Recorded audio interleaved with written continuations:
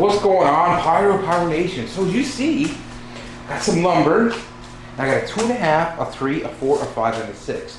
The game plan is we're going to build a multi-shot rack with space in between, of course, to make it easier. So when you're, when you're going to open shoot, when you're shooting, trying to carry a rack of each can get to be a pain in the butt.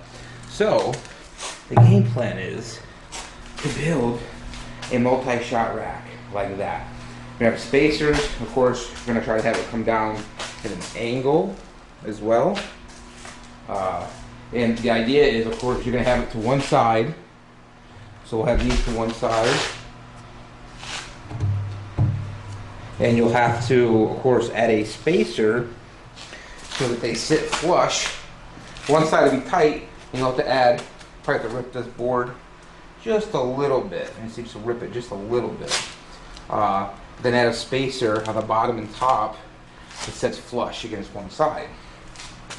But that is the game plan. I'm thinking maybe for the sideboards, 2 bolts, and then have 2 sideboards pre-cut with pre-drilled holes that we can just wing nut.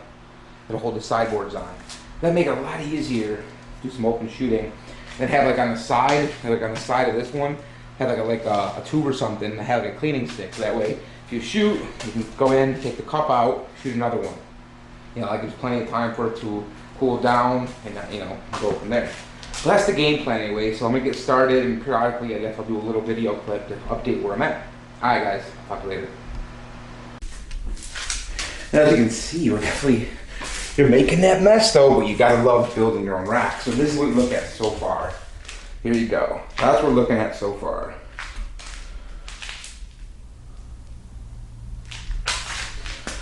So this would be the side, which I gotta do another side, and then work out the spacers for the bottom and for the top.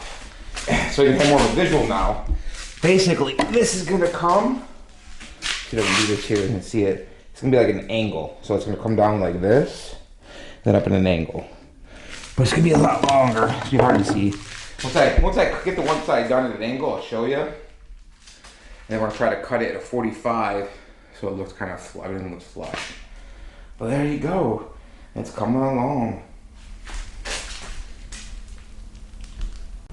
Alright, so we got it. So the 2 sides are screwed on now. We pre-drilled them, of course. You don't want to split the wood. And then we got the bottoms. We're using 3-inch outdoor deck screws. They're on pretty good. See? So that's how we're at so far. So it's coming along real nice. I got the parts that are gonna go kidney corner and top down. I have those 2 pieces cut. There's one right there, right there. Now I basically took an 8-foot board, cut in half, but it's gonna be about 39 inches. But then you gotta cut it, make it look nice and all and stuff. So I pick up one more 2x8 because I want to use the 2x8 also for the dividers in the middle.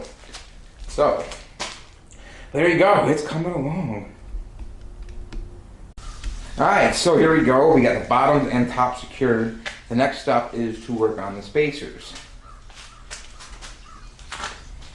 How it's coming along so far.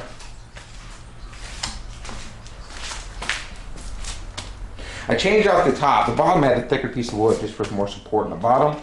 I changed to the thinner 1x6 to make it a little less heavy. It's not going to change it drastically, but it's a lot easier to work with. And it's not going to be as heavy there. And think about it, my original idea was to do the 2x8 board completely down each way.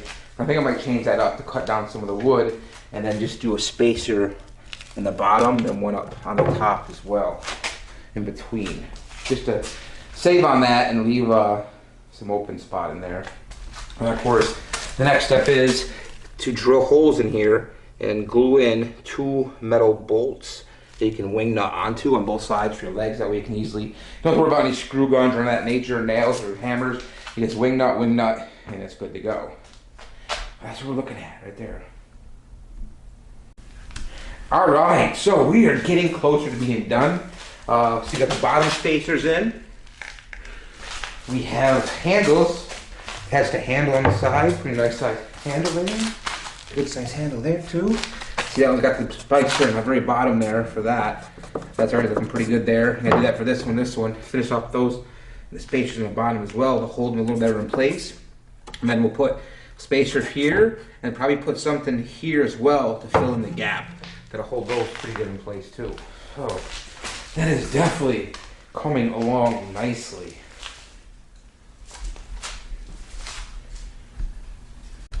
What is up? So here we are. We are finally finished. The only thing I'd have to do is put on sideboards, but that's easily done at the shoot site where we're shooting. So we have the spacers. You see I cut them at a 30-degree angle. So that's how the angle was with the board going down. Kind of went even. Make it look kind of clean. And there's a spacer in here to hold top and bottom. So these two are good. There's your bottom spacers. The handles, of course, as we said earlier. Sanded it down a little smoother. You get the spacers in the bottom that holds it in. There you go. Multi-shot racks. Now I don't have to carry around 5 different racks. You got the one rack you can easily carry with handles. Throw on what I'm thinking of doing though is I bought